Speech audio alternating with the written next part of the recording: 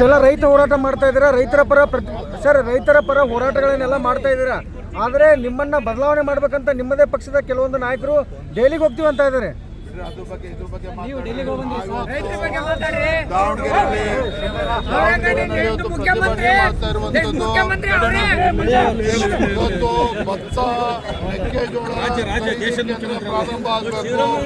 ಕಬ್ಬು ಬೆಳೆಗಾರರ ಸಮಸ್ಯೆ ಇತ್ಯರ್ಥ ಆಗಬೇಕು, ಇವೆಲ್ಲ ಇಟ್ಕೊಂಡು ಹೋರಾಟ ಮಾಡ್ತಾ ಇದ್ದೇವೆ. ಆದರೆ ರಾಜ್ಯ ಸರ್ಕಾರ ಮುಖ್ಯಮಂತ್ರಿ ಕುರ್ಚಿ ಕಾಳಗದಲ್ಲಿ ಇವತ್ತು ನಿರತರಾಗಿರುವಂಥದ್ದು, ಅದರ ಪರಿಣಾಮ ಅದರ ಒಂದು ಕರಿಚಾಯ ಇವತ್ತು ರೈತರ ಮೇಲೆ ಬಿದ್ದಿರುವಂಥದ್ದು. ಹಾಗಾಗಿ ರೈತರ ಪರವಾಗಿ ಧ್ವನಿ ಎತ್ತಬೇಕಾಗಿರ್ತಕ್ಕಂಥದ್ದು ನಮ್ಮ ಆದ್ಯ ಕರ್ತವ್ಯ, ಅದನ್ನು ನಾವು ಮಾಡ್ತಾ ಇದ್ದೇವೆ. ಸರ್ಕಾರ ರಚನೆ ಮಾಡ್ತಾರೆ ಅನ್ನೋದು ಒಂದು ಚರ್ಚೆ ಆಗ್ತಾ ಇದೆ.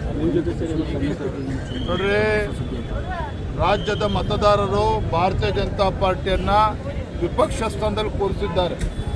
ನಮಗೆ ತೃಪ್ತಿ ಇದೆ. ವಿರೋಧ ಪಕ್ಷವಾಗಿ ಈ ನಾಡಿನ ರೈತರ ಪರವಾಗಿ ಬಡವರ ಪರವಾಗಿ ಹೋರಾಟ ಮಾಡಬೇಕು ಅಂತೇಳಿ ವಿರೋಧ ಪಕ್ಷದಲ್ಲಿ ಕೂರಿಸಿದ್ದಾರೆ. ಅದನ್ನು ಮಾಡುವಂಥ ನಮ್ಮ ಕರ್ತವ್ಯ, ನಾವು ಮಾಡ್ತೇವೆ.